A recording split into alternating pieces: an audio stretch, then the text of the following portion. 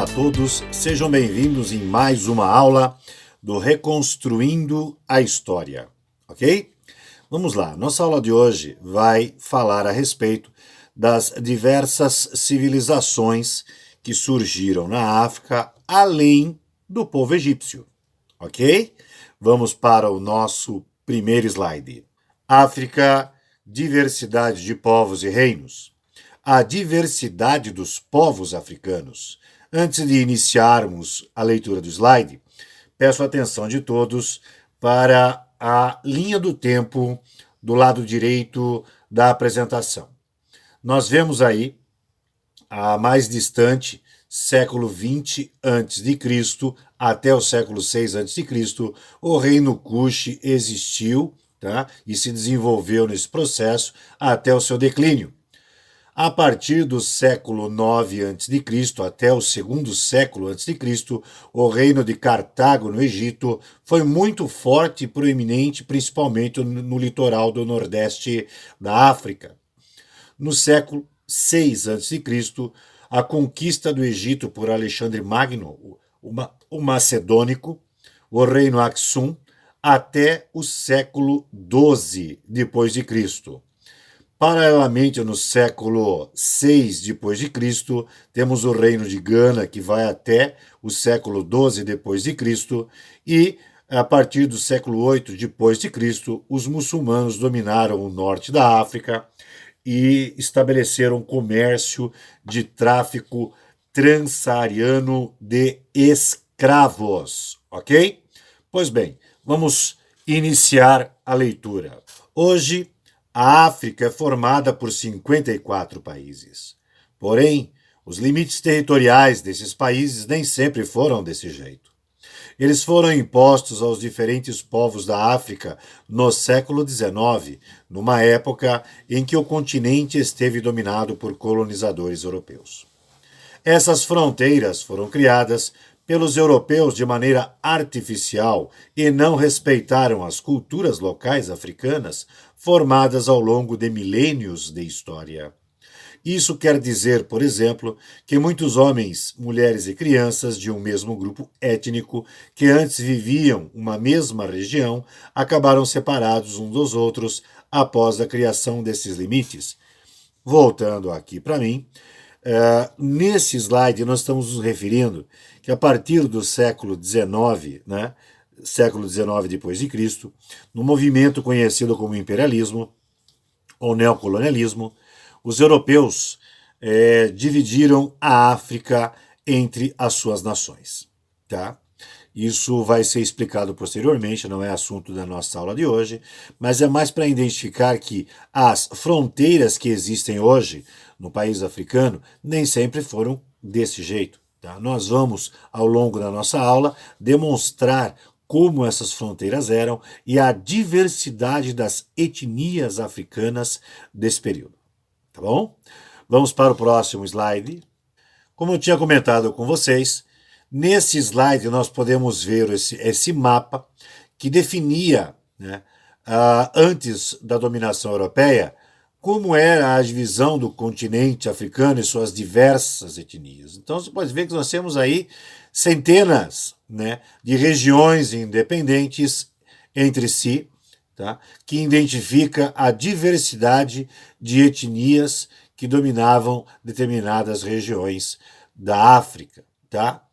A diversidade étnica africana, conforme mostrado no mapa acima, não foi levada em consideração na divisão política atual. O mapa do slide seguinte nós já vamos ver já. No interior de um mesmo país convivem várias culturas, algumas delas historicamente inimigas. Outras vezes, uma mesma etnia se espalha por diversos países.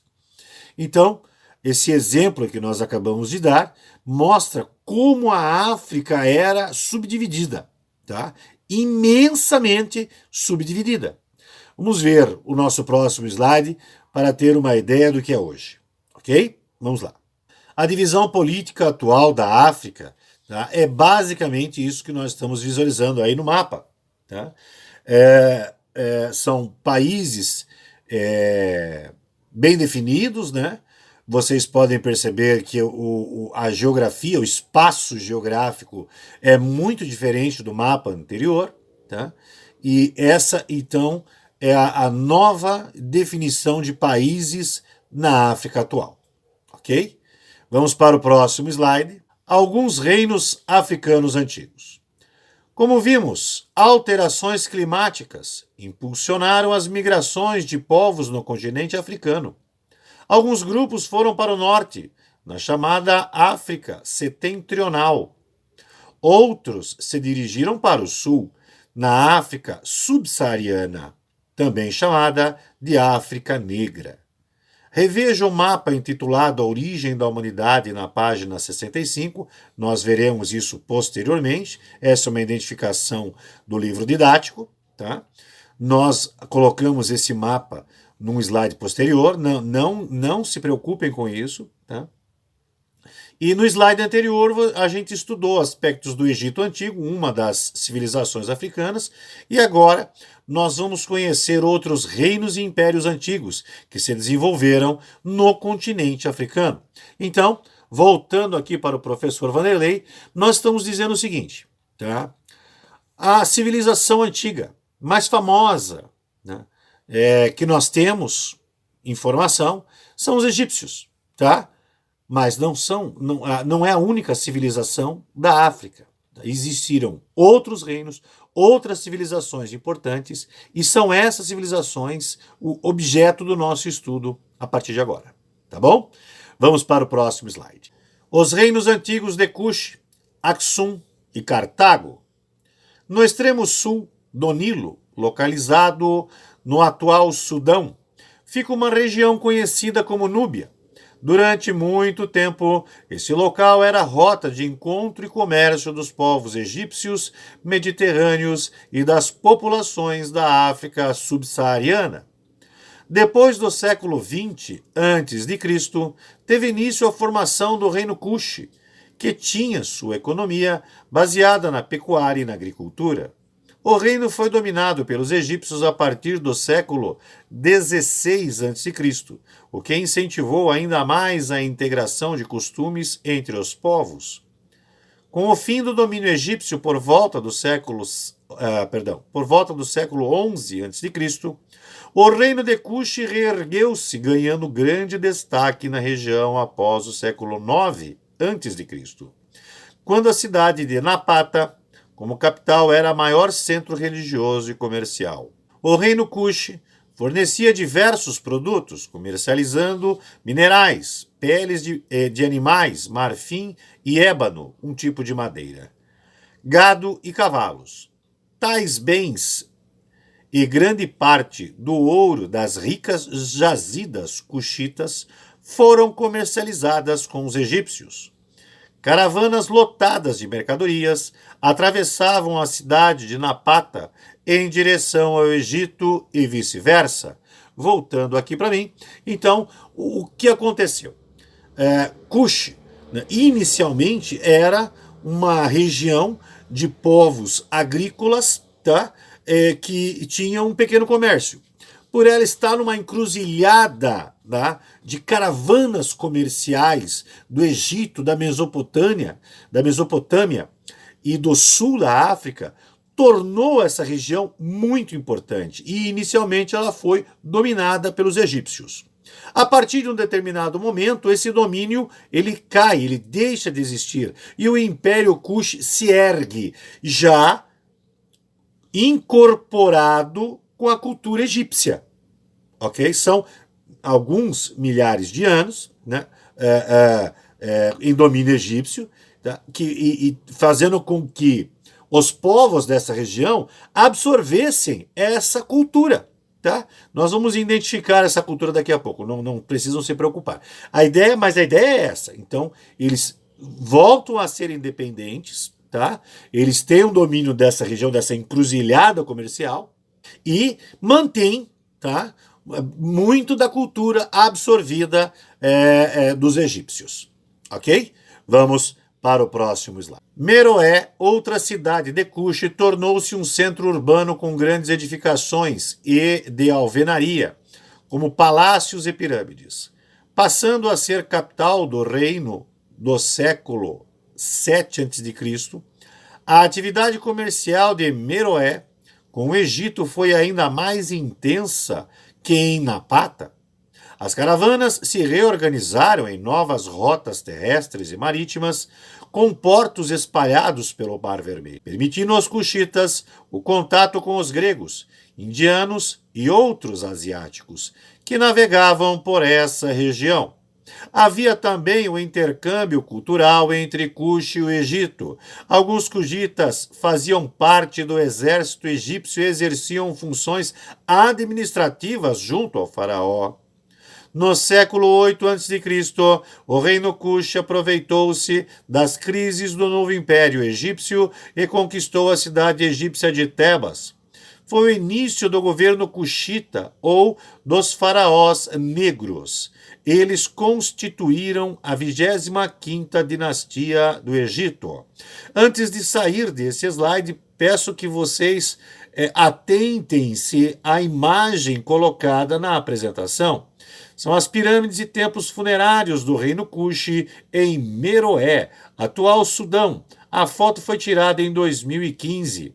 Podem verificar aí, né, as raízes da cultura egípcia implementadas na cultura cuxita, ok?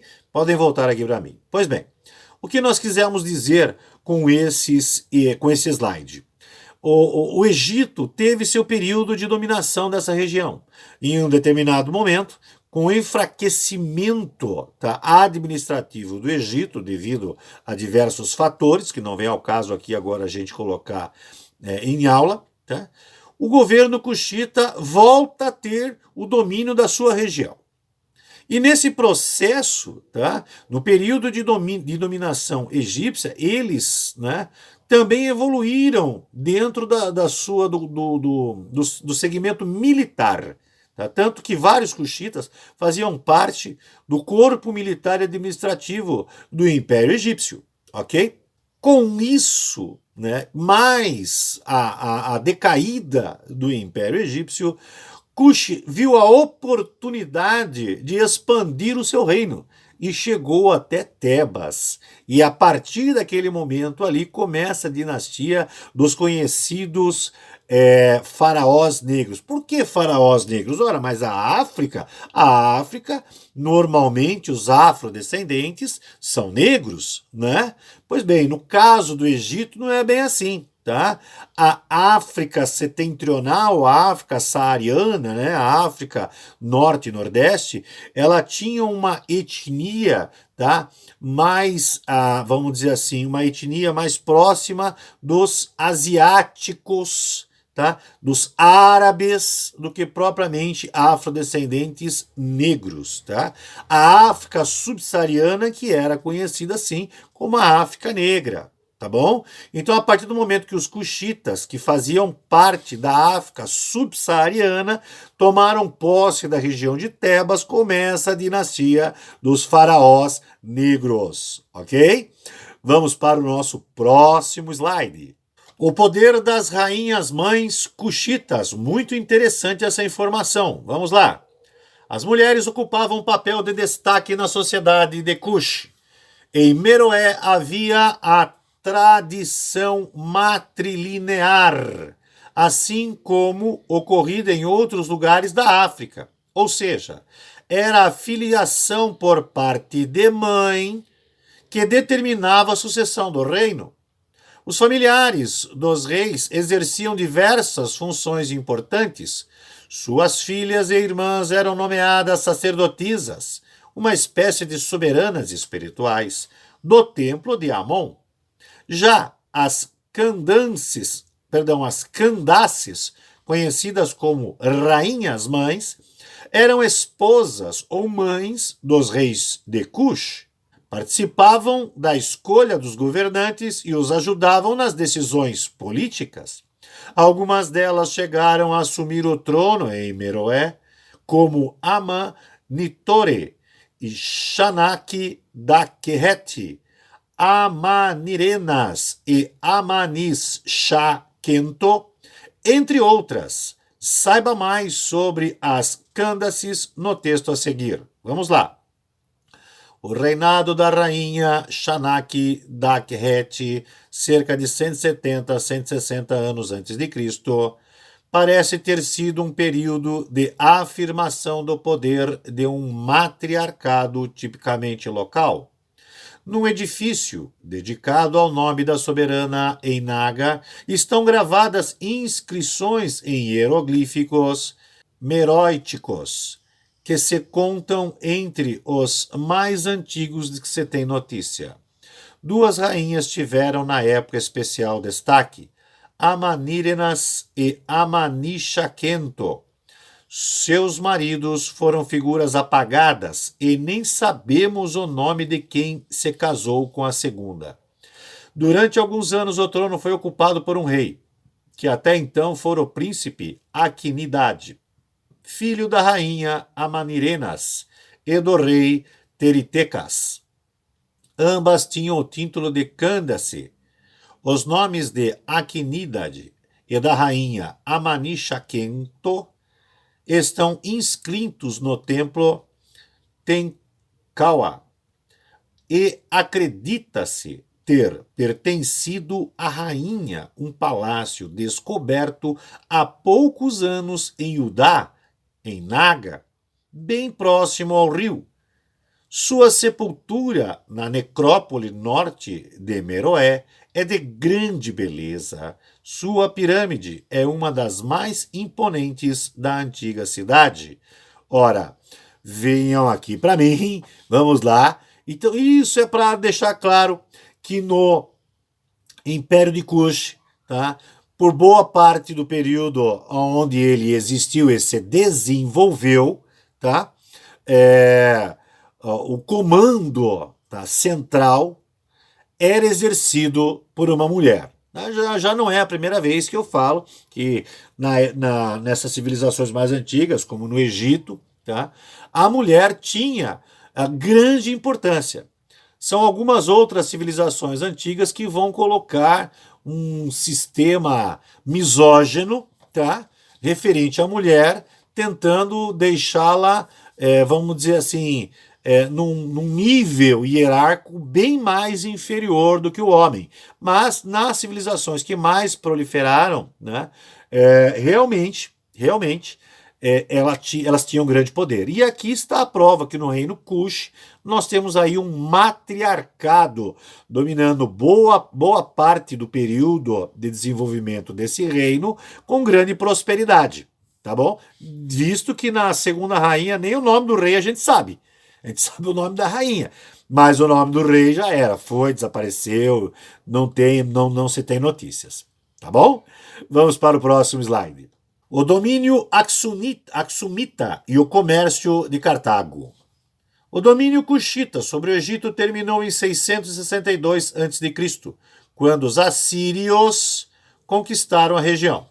Os egípcios expulsaram os assírios cerca de 9 anos depois.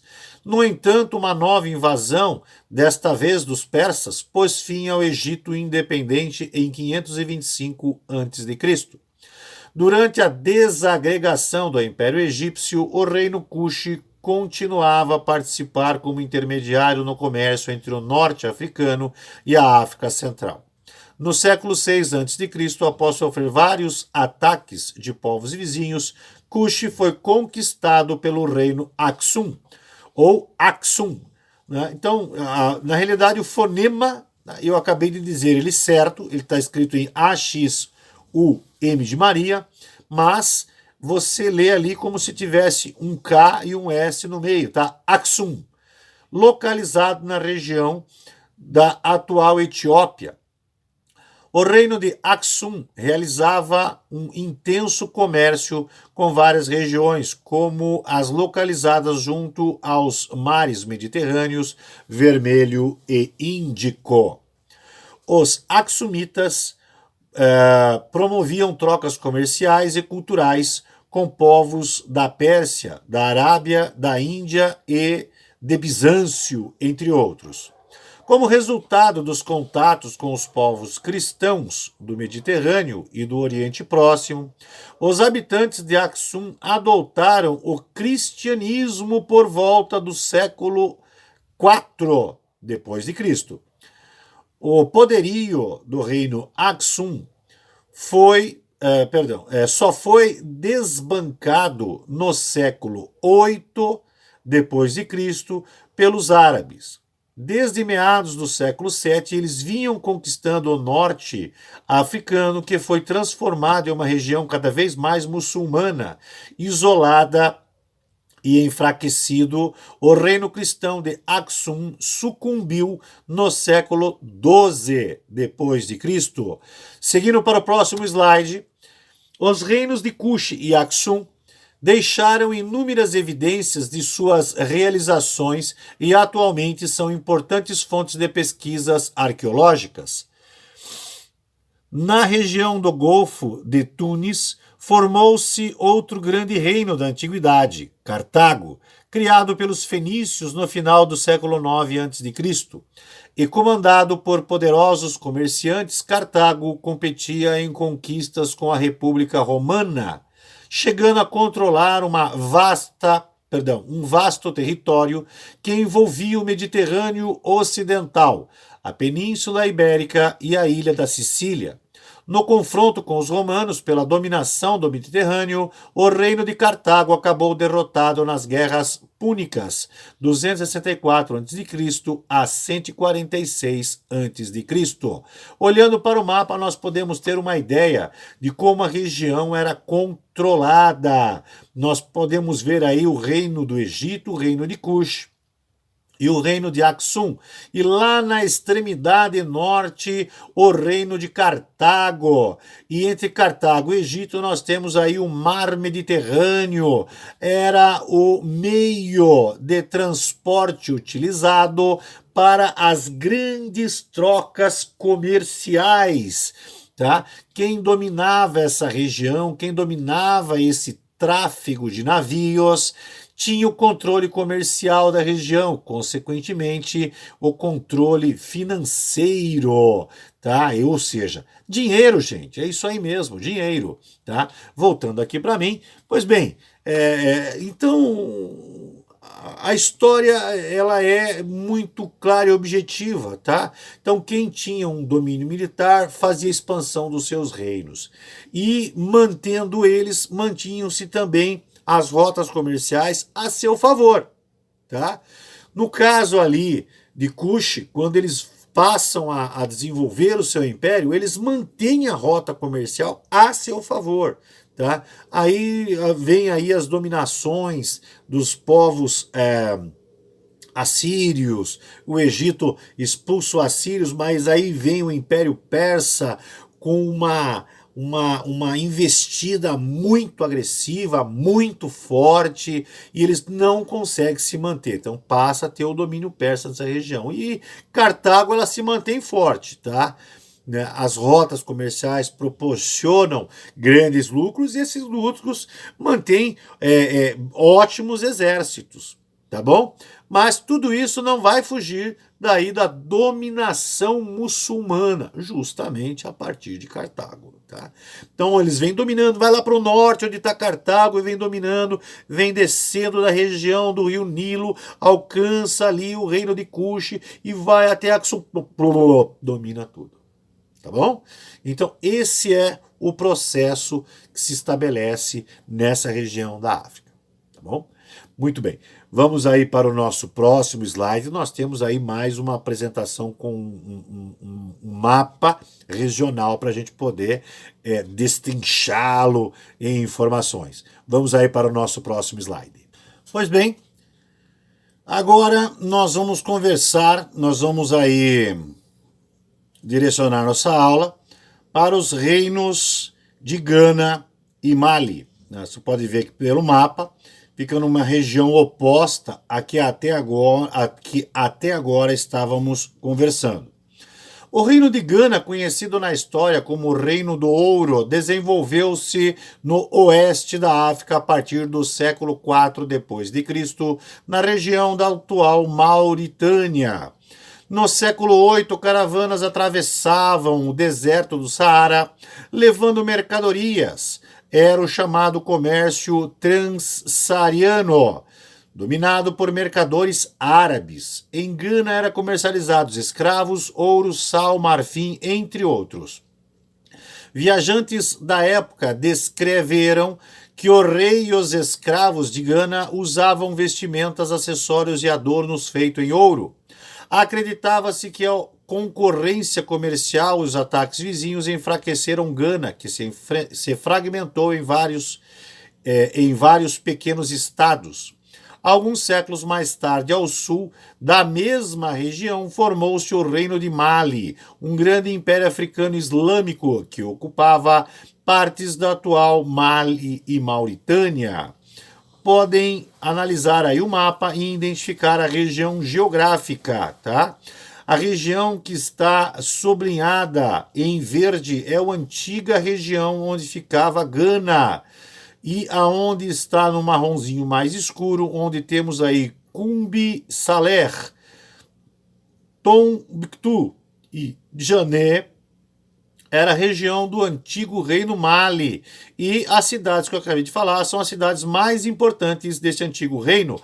Ou seja, voltando aqui para mim,